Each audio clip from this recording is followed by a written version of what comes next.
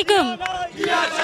খালেদা জিয়াকে নিয়ে যতটুকু কটূক্তি করা হয়েছে, এই শেখ হাসিনা খালেদা জিয়ার পতিত্ব কোনোদিনও ভুলতে পারবে না। কিন্তু খালেদা জিয়াকে যেভাবে সে অপহরণ হয়রান, খালেদা জিয়ার সৈনিক যাদেরকে গুম খুন হত্যা করেছে, তার জন্য শেখ হাসিনার 10 বার ফাঁসি দিলেও সেই ফাঁসি কমবে না। আমি রুবি চৌধুরী, আমি সিলেট কোতোয়ালি থানার সভাপতি, আমি ইলিয়াস আলীর হাত ধরে রাজনীতি শিখছি, আমি ইলিয়াস আলীর ফ্রেন্ড। আমাকে মনির হুদা যেভাবে নিয়ে আমার দুটো পাও নিয়ে এখন আমি সুস্থভাবে দাঁড়াতে পারি না। আমার নিজের হাজব্যান্ডের চেম্বার মতিঝিলে আমার বাড়িঘর সব মুক্তিযোদ্ধা সংসদের চেয়ারম্যান অধ্যাপক আহাদ চৌধুরী, তার সংগঠনে মনির হুদা আমাকে আমার 3 মাসের গর্ভসহ আমার সন্তান সহ আমাকে 3 দিন 3 রাত আমি রোডে আটকে রাখছে। আমার দেশবাসীর কাছে এটাই প্রত্যাশা, ছাত্র সমাজের কাছে এটাই প্রত্যাশা, আওয়ামী লীগের কোনো জোর কোনো বিস্তার বাংলাদেশে যেন না থাকে। আওয়ামী লীগকে শেষ করে ফেলতে হবে, আওয়ামী লীগের অত্যাচারের বিরুদ্ধে আমাদের লুকে দাঁড়াতে হবে। আমি আব্বাস ভাইয়ের ইয়াতে আছি, আমি আফরোজা আব্বাস মির্জা আব্বাসের হাত ধরে রাজনীতি করতে চাই।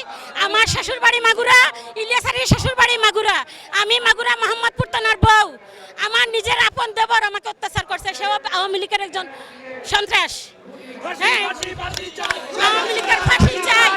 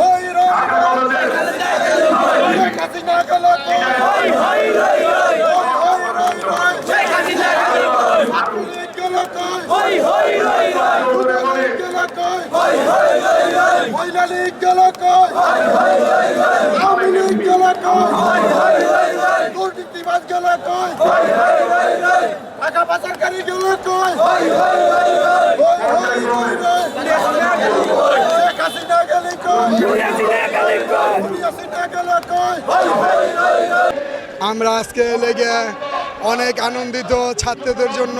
আমরা এই দেশকে লেগে ছাত্ররা স্বাধীন করছে, আমরা ছাত্রদের জন্য দোয়া করি। ছাত্ররা লেগে আমাদেরকে এই সরকার, জালিম সরকার থেকে আমাদেরকে লেগে বাঁচাইছে। আমরা ছাত্রদের জন্য সবসময় লেগে দোয়া করি, ছাত্ররা লেগে ভালো থাক, ছাত্ররাই এই সমাজকে এগিয়ে নোক, তার জন্যই বলে আমি আমার বক্তব্য শেষ করছি।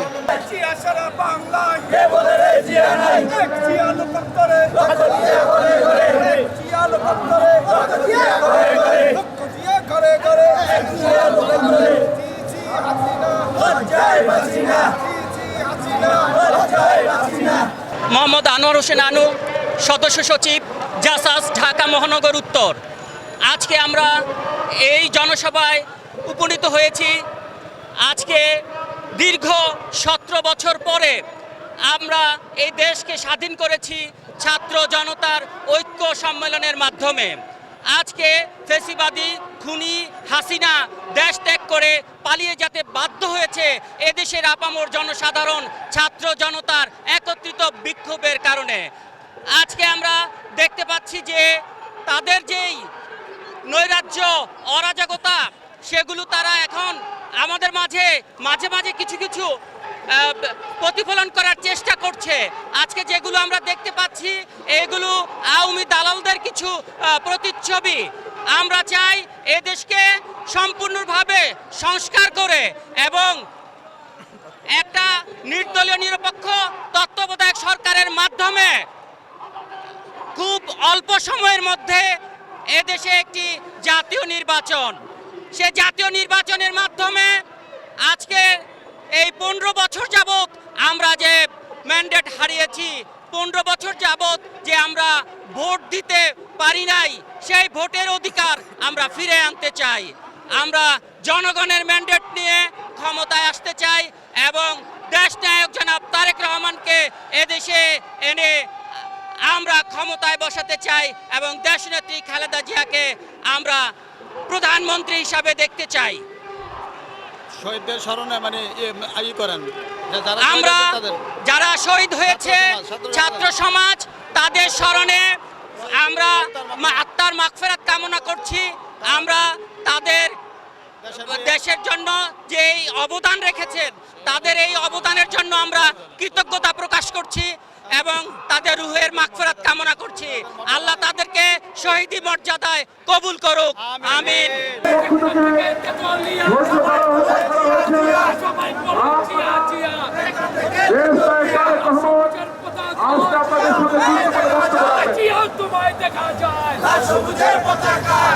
ঘটনা হলো আমরা 1971 সালের বিজয়টা আমাদের মনে নেই বা দেখি নাই, কিন্তু আজকে আমরা 5ই আগস্ট যেটা বলে অ্যাকচুয়ালি বাচ্চারা সেটা বলেছে 35শে জুলাই, অর্থাৎ আন্দোলনটা জুলাই মাসে শুরু হয়েছিল।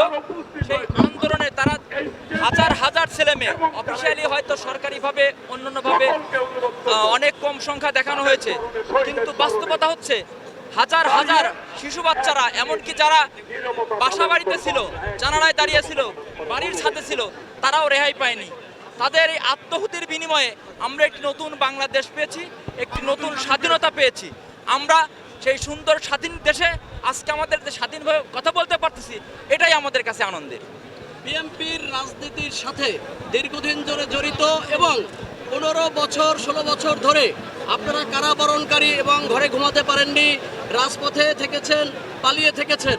হঠাৎ করে এই যে মহামান্য রাষ্ট্রপতি আপনাদেরকে এই এখন ছেড়ে দিল, এই যে আপনাদেরকে রাজনৈতিক হয়রানি করে আপনাদেরকে যে জেল খাটিয়েছে, হয়রানি করেছে, এটার খেসারতটা কে দিবে? এটা রাষ্ট্রপতির এই কার্যক্রমে একটা জিনিস প্রমাণিত হয়ে গেছে যে এদেশে বিএনপি বা বিএনপির সংশ্লিষ্ট যারা শ্রমিক জনতা, ছাত্র জনতা, সকলকে যাদেরকে আটকে রাখা হয়েছিল সেই আটকটা যে অবৈধ ছিল এবং সেই আটকগুলো যে সঠিক ছিল না, সেই সিদ্ধান্ত মধ্যে সেটা আবার প্রমাণিত হয়েছে।